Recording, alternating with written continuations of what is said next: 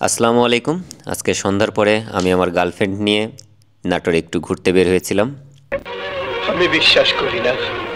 না ভাই, আপনার বিশ্বাস করার কিছু নেই, আসলেও এটা আমার গার্লফ্রেন্ড। মানে? হ্যাঁ রে ভাই, এটা আমার গার্লফ্রেন্ড। বিষয়টা একটু ব্যাখ্যা করবে? এটা বিগত 10 মাস আগে আমার গার্লফ্রেন্ড ছিল, এখন বর্তমানে আমার ঘরের বউ। তো আজকে সন্ধ্যার পরে ভাপা পিঠা এবং চিতই পিঠা খাওয়ার উদ্দেশ্যে আমি আর আমার ওয়াইফ আমরা দুজন মিলে ঘুরতে বের হয়েছিলাম নাটোর মাদ্রাসা মোড়ে। তো ওখানে পাশাপাশি অনেকগুলো পিঠার দোকান ছিল। এই নানিটা বানাচ্ছিল ভাপা পিঠা, যার পিস ছিল 10 টাকা করে, মোটামুটি ভালো, খেতে ভালো লাগছিল। এবং এই খালা বানাচ্ছিল চিতই পিঠা, তার সঙ্গে ঝাল। এনারটা আমার কাছে সবচেয়ে বেস্ট লাগছে। 7টা পিঠা মাত্র 20 টাকা, ঝাল সহ। তো দেখছিলাম, আমরা অনেক দিন হলে প্ল্যান করতেছিলাম যে যাব, সময় করতে পারছিলাম না। তো আজকে একটু সময় করে বের হয়েছিলাম।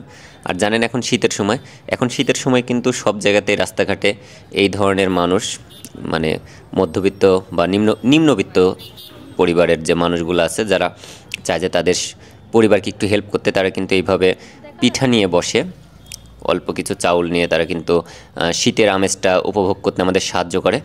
এবং আমরা তাদের থেকে কিন্তু পিঠা নিয়ে তাদেরকে এক ধরনের হেল্প বলা চলে এটা, যে তাদেরকে কর্মসংস্থানের একটা ব্যবস্থা হয়ে যায়।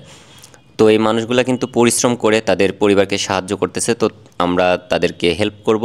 তো হেল্প করার প্রসেসটা কিন্তু এইটাই যে তাদের থেকে আমরা তাদের পণ্যগুলা কিনে খেতে পারি। আমার কাছে খুব ভালো লাগছিল। তো আমরা দুইজন খুব মজা করে পিঠা খাইলাম। খাওয়া দাওয়ার পরে একটু নাটোর ঘোরাঘুরি করে আমরা চলে আসছি। তো আপনারা যদি কেউ নাটোর বাইপাসে আসেন, তবে এই খালা এবং এই নানির থেকে কিন্তু আপনারা পিঠা খেতে পারেন। তাদের পিঠাগুলা কোয়ালিটি এবং স্বাদ খুবই সুন্দর ছিল।